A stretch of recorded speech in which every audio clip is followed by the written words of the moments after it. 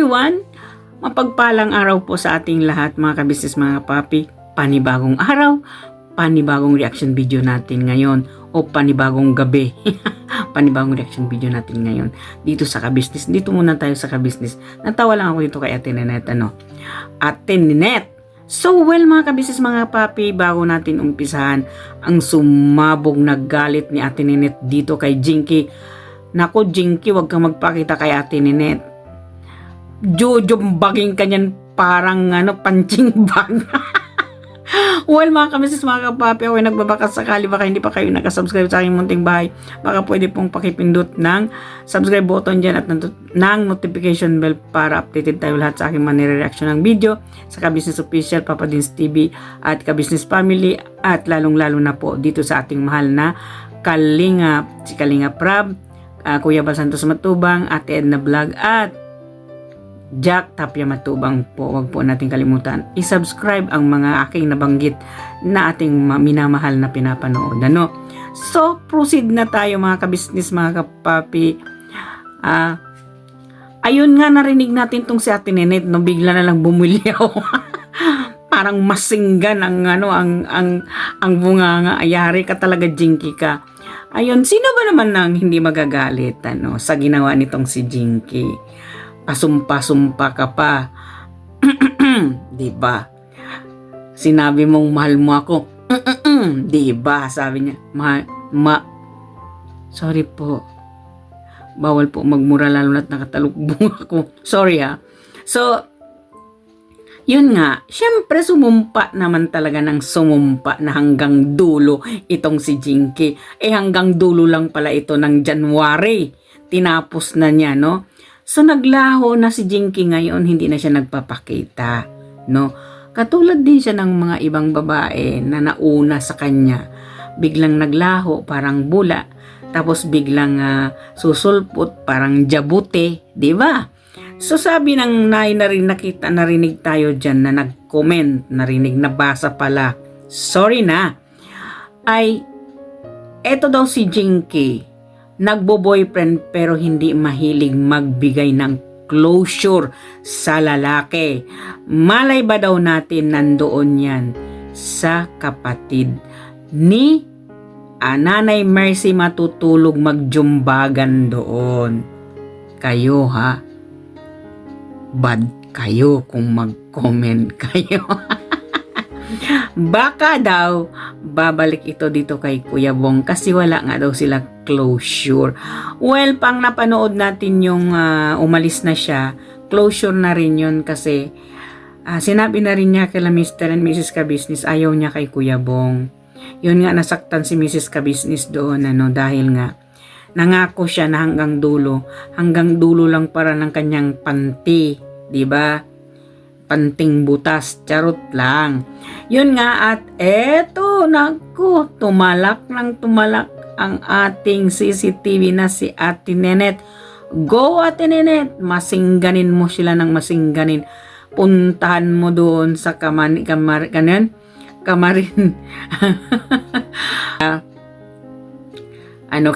Kaila Bay Papaya. Nagtalak siya doon kaila Bay Papaya, talakan mo rin Ate Ninette, ipaglaban mo ang kabisnes, di ba? So well mga kabisnes, mga kapapi, no? Sino ba naman ang hindi magagalit dito kay Jinky, no? Promise ba naman niya talaga dyan? Nagsalita talaga sa sarapan ni Ate Ninette na hanggang dulo daw talaga yung pagmamahal niya dito kay Kuya Bong, di ba? Hindi naman daw talaga siya magbabago. Hanggang dulo ng January ka lang pala daw, Jinky. Sabi ni Ate Ninette. Ayan. At pakinggan natin itong talak ni Ate Ninette. Siguro, Jinky, pag makita ka ni Ate Ninette, magtago ka na. Tatanggalan ka niya ng kahit anong klaseng buhok yan. Tatanggalin niya yan sa katawan mo. Sa galit niya sa iyo. Pakinggan po natin si Ate Ninette. Hindi, patulak ko talaga yan. Yung pala Kuya Bong Kaya pala. Kaso hindi ako bata-bata na. Wala na akong Tsaka gusto ko nang magkaanak naman lang ng dalawa. Para at least, na nalalaman mo na ganito palang ang sarap ng buhay ng may pamilya, di ba? Kaya ka nasasaktan. Nasasaktan din ako dahil ang gusto ko talaga si Yon. Kung bata pa daw siya, di siya na lang magpakasal. Ikaw na tinunod ha. May pag nanasa ka kay Kuya Bong, peace tayo, Ate Net. Peace tayo. Totoo naman talaga. Kumbaga, yung pagmamalasakit ni Ate Ninette, pagmamalasakit ng isang kapatid, isang ina, o isang kamag-anak, no? Sino ba naman ang hindi masasaktan? Kahit naman tayo nanonood lamang na bilang isang viewers ni Ka-Business, nasasaktan tayo sa mga ginagawa ng mga babaeng nagpaasa kay Kuya Bong. No? Para bang kung kuto lang sila, pwede nating tirisin, kaya nating titirisin na natin. Para naman mabawas-bawasan yung sama ng loob ni Kuya Bong. No? Yun ang syempre ang nasa kalooban nitong si Ate Ninette, dahil nga kilalang kilala niya si Kuya Bong mula sa simula, no? Maliit pa yung mga anak niya hanggang lumaki. Si Kuya Bong ay nananatili na dyan sa barangay nila, Ate Ninette. Kumbaga 24/7 na lang, lagi niyang nakikita si Kuya Bong dyan. So kumbaga pagka-concerned niya bilang isang kaibigan, isang ate, isang ina, no? Isang kamag-anak, ay makapagsalita ka nga talaga ng hindi maganda sa ginawa nitong si Jinky, no? So pagpatuloy po natin kung ano yung nasasabi. Sana hindi ako mag-copyright dito sa tugtog ni Ka-Business kay Ate Ninette. Alam naman po ninyo yung mga tugtog na kasi nila may mga bayad yan. So pwede rin naman tayo, pero wala pang kakayanan saka na lang. Pakinggan po natin siya ulit. si Jinky para sa kanya kasi bata pa magkakaroon pa siya ng 2 anak Ayun ang binaano ko talaga sa kanya. Kaya galit na galit ka. Galit na galit ako talaga sa ginawa niya. Ngayon dahil, yun nga, gigigil ako. magkakanak pa sana Ang kapal ng mukha talaga. Pero ang buyag talaga. Oo, magsalita. Ang gigigil ako Ang sarap ng usapan namin, Jinky ha. Si Bong, ingatan mo yan. Wala nang kagayan mo na magmahal pa kay Bong. Hindi pala hanggang dulo. Kapal talaga Ewan ko lang. Nagigigil talaga ako. May iyak kaya ako. Pati si ate mo, umiiyak. Naiinis ako talaga. Ilang pa sa ating pag-uwi namin. Oo! Nung pumunta na kayo ng SM nakita ko na yun. Sabi ko, awang-awa ako kay ate mo. Ano ba yung ginawa niyan? Bakit ganun? Ano na siya sa sulsul? May paraan siya may sarili siyang panindigan. Bagas nasa edad naman siya. Buti kung hindi pa siya, bata pa siya. Nasa 25 na, 26 na siya. Susundin niya pa yung ate niya. Bakit si ate niya ba makisama sa'yo? Tandaan mo yun, Bong. May mahigit pa sa'yo yan na kukunin mo. Huwag ka lang sa may taong grasa. Dahil ako, pag once na ikaw bumalik sa sa taong grasa, never na kita tutulungan. Tandaan mo yan, Bong. Yun nga naman talaga, bakit nga naman talaga si Jinky makinig sa sulsul kung may nagsulsul yung ate nga niya? Sa palagay ko hindi. Kumbaga dahilan lang niya yun. At dahilan niya kasi mapapahiya na yung buong pamilya niya kasi nga hindi nga siya nagpaalam. No? Hindi nga siya nagpaalam dito sa una niyang employer at dito sa mga kamag-anak niya sa desisyon niya. So ang ginawa niya, kumuha siya ng rason na kasinungalingan. Yun lang ang tanging pamamaraan nitong si Jinky para maniwala itong sila Ka-Business sa kanyang rason. So kumbaga, kung siguro tumawag yung kapatid niya, yung ate niya, na sabihin wag nang itutuloy yung kasal, ay dahil nga din siguro doon sa ginawa nitong si Jinky na hindi siya naging honest. Pero yung kung halimbawa ganun man yung ginawa ng ate niya, dapat yung ate niya mag-isip muna bago niya ginawa yon. Nasabihin niya wag munang ituloy yung kasal. Dapat yon kinausap nila na si Jinky ng maayos at kinausap nila din sila Ka-Business ng maayos para hindi naman sila magmukhang walang respeto. 'Di ba? Nanloko na nga itong si Jinky, ginawa pa nilang gano'n na wala silang respeto. Hanggang ngayon hindi pa sila nagre-reach out dito kay Ka-Business kung anong ipinapaliwanag, anong dapat nila ipaliwanag, no? 'Yun lang 'yon. So kung halimbawa na sulsulan ang 100% Ate Net ang alam ko hindi yan siya nasulsulan. Sadyang si Jinky sinungaling na taglay na sinungaling, ubod ng kasinungalingan na tao. Kasi marunong siyang gumawa ng rason niya para mapagtakpan yung kasinungalingan niya. Yun siguro ang tunay niyang pagkatao, no? Mayroon talagang ganun eh. On the first place, sa una pa naman talaga nagsinungaling na siya dito kay Laka Business. Hindi na siya naging honest, di ba? So what more, no? Ngayon, para mapalusot lang niya,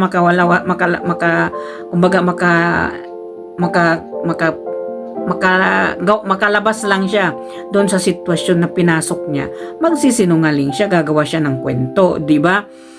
Kung totoo man yung kapatid niya, di dapat yung pinanindigan niya si Kuya Bong. No, hindi yung basta na lang siya makinig na pagkatapos niyang pangakuhan yung tao, nangako sila kay ka-business, nangako siya kay Kuya Bong na hindi niya iiwan si Kuya Bong. At pagkakasalan nga niya si Kuya Bong. Ayun na nga, syempre nagalit talaga itong si Ate Nenet, no? Hindi naman talaga, parang kasing mahirap kasing paniwalaan o tanggapin na face to face kasi ni Ate Nenet itong si Jinky na nakausap. Pagkatapos nun, bigla siyang umayaw. Siyempre, kahit naman sino, no, mapaisip ka, no, na ganon ang nangyari. At ito pa yung sinabing mabigat ni Ate Nenet kay Kuya Bong. Huwag ka nang babalik doon sa dati mong gawi, yung magiging taong grasa ka uli. Hindi na kita tutulungan. So, dito sana sa sinabi ni Ate Net ay ilagay nilang talaga ni Kuya Bong ito sa kanyang isipan at sa puso niya na talagang wag niya nang balikan yun. Isa pa para hindi siya pagtawanan ni Mata. Kasi pagbabalik siya, matutuwa si Mata, kakanta at sisigaw at lalaki yung mata niya doon sa kanyang paglalive kung malaman niyang bumalik na naman si Kuya Bong sa dati niya, no? Kung ako kay Kuya Bong, wag niya yung gawin, no, para hindi siya bulihin nitong si Mata. Kasi ang galing mambuli ni Mata kay Kuya Bong, parang hindi niya natikman si Kuya Bong pag siya mambuli kay Kuya Bong, di ba? So yun lang naman ang anaantay ng kabilang kampo nitong si Clarissa, ang mabalik si Kuya Bong doon sa dati niya ng kanyang pagtawanan, pagpustahan dyan sa kanyang live.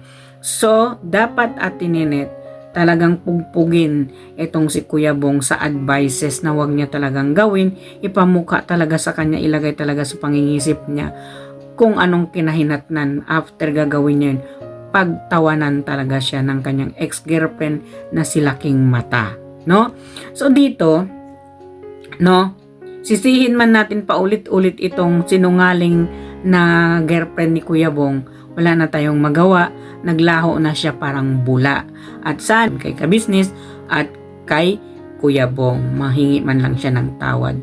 Sorry, public apology ang kailangan ng ka-business at ni Kuya Bong sa ginawa ng mo, Jinky, at ng ate mo. Ilabas mo yung mukha ng ate mo, mag-public apology kayo, dalawa kayo ng ate mo, kasi ang rason mo, yung ate mo ang nagsabi wag pakasalan si Kuya Bong. So mag face to face yung ate mo dun kay Laka Business at kay Kuya Bong, mag-sorry sila. Yun ang magandang pamamaraan dun, di ba? Yun na nga mga ka-business, mga kapapi, no. Huwag na sanang mangyari ulit ito kay Kuya Bong na ganito, no. At sana kung mayroon mang babae na magkaroon pa rin ng pagtingin kay Kuya Bong, yung totohanin na si Kuya Bong, no. At ito pa yung nabanggit ni Kuya Bong. Ito pang nabanggit ni Ate Nenet sa una ko bong reaction video na sana ulit pag mayroong babaeng magkagusto kay Kuya Bong, uulitin ko, huwag niya nang gamitin yung 14 ng February. Medyo hindi siya lucky doon. Palitan niyo yun, no? Palitan niya doon sa nauna kong reaction video, no? Baka hindi siya suitable doon sa pag-aasawa niya, yung gusto niyang petsa. Mayroon pa rin naman, no? Wag na lang niya doon sa birth month niya yung kanyang kasal. Baka hindi lucky doon papagsabayin niya, no? Mayroon kasi rin nga ganon, no? So, dito kay Ate Nenet, dahan-dahan lang Ate Net, puso mo. Alam natin nasaktan tayo. Pero dahan-dahan lang Ate Net, puso mo, no? Si ate si Mrs. Ka-Business, kumalma na nga at ayun, nagbanding, nag-outing na sila para mawala na rin yung problema, no? Dahil dito sa ginawa, mag-move on na rin tayo, no? Kung sakali mang magpakita siya doon at saka yung ate niya, kung ako kay Kuya Bong at kaila Ka-Business, kung bigla man magpakita yan si Jinky, sabihin nila na isama mo yung ate mo at ikaw ang mag-apologize in public, no? Sa social media apology sila, humingi ng pagkapatawaran sa mga tao. Hindi lang doon kay Ka-Business, lalong-lalo na yung ate niya. Kung totoo man yung ate niya ang nagsabi, huwag ituloy yung kasal. Huwag magpakasal ditong si Jinky kay Kuya Bong, no? Well, mga Ka-Business, mga kapapi, hanggang dito na lang po itong aking reaction video. Sana po ay mapulutan natin ang aral na babae man pa lalaki man, huwag tayong manloko ng kapwa natin, na paasahin natin na mahal natin, paasahin natin, pakasalan natin, sa bandang huli ay pagtawanan natin o gawin pa nating pustahan o gawin pa natin kung ano yung dapat nating gawin para ikasira ng ating ex-boyfriend o ex-girlfriend. Huwag po, no? Sana ito rin ang ex niya, huwag mong gawin laruan yung pakiramdam o pagkatao ni Kuya Bong, dahil tao to eh. Kung hindi ka makatao, ikaw lang yon. Kung hindi ka tao, ikaw lang yon. Huwag mong idamay si Kuya Bong. Kahit ganyan lang yan, no? Maraming naitulong sa'yo yan. Maraming naitulong dyan sa YouTube channel mo for your information. Sana nga lumiit yung mata mo. No? So well, mga Ka-Business, mga kapapi, hanggang dito na lang itong aking reaction video. Maraming salamat po sa panonood nyo. Kung nagustuhan po ninyo, paki-share, likes at comments ng aking reaction video, at don't forget to subscribe po sa munti kong bahay, Alminda Mix Vlog, at sa Ka-Business Official, Papa Dins TV, Ka-Business Family, at ang mga kalingap po. Nangunguna ang ama ng kalingap, si Kuya Bal Santos Matubang, Ate Edna Vlog, Kalingap Rab, at Jack Tapia Matubang po, at ang lahat ng aking mga kasamaang reactors sa Karepa, reactors din dito sa Ka-Business. Maraming salamat po, hanggang sa muli magkikita-kita tayo. Bye-bye! See you again! Love you all!